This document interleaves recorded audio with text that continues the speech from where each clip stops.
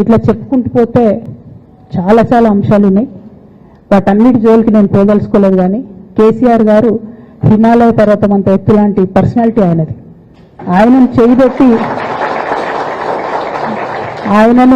చేయబెట్టి చూపించి అవినీతి అని అంటే నిజంగా చాలా బాధ అవుతా ఉన్నది. ఎందుకంటే నా పెళ్ళప్పుడు నా పెళ్లి చేయడానికి కూడా ఇబ్బంది పడ్డటువంటి వ్యక్తి ఆయన. రాజకీయాలలో 40-50 ఏళ్ళు ఉంటే కూడా ఆస్తులు సంపాదించుకోలే కేసీఆర్ గారు. అనేక మంది వాళ్ళు మాట్లాడుతుంటారు, చాలా మాటలు మాట్లాడుతుంటారు. కానీ నాకు తెలుసు, నేను దగ్గరుండి ఆర్థిక పరిస్థితి చూసిన కాబట్టి ఎన్నడూ ఆయనకు ఆశ లేదు. అటువంటి మనిషిని పట్టుకొని సిబిఐ ఎంక్వైరీ ఇస్తాం, ఇదేస్తాం, అదేస్తాం. ఎవరు కారణం దీనికి అంతటికి? ఈ చేతగాని కాంగ్రెస్ ప్రభుత్వం మీ ఏసీబీ వాళ్ళు పోయి కాళేశ్వరంలో పనిచేసిన 3 ఇంజనీర్లను పట్టుకుంటే ఒక్కొక్క ఇంజనీర్ దగ్గర 100 కోట్ల ఆస్తులు వెళ్తే మీకు ఎందుకు ఎంక్వైరీ చేసే దమ్ము లేదు? వాళ్ళు వెనకాల ఎవరున్నారో ఎందుకు ఎంక్వైరీ చేస్తలేరు?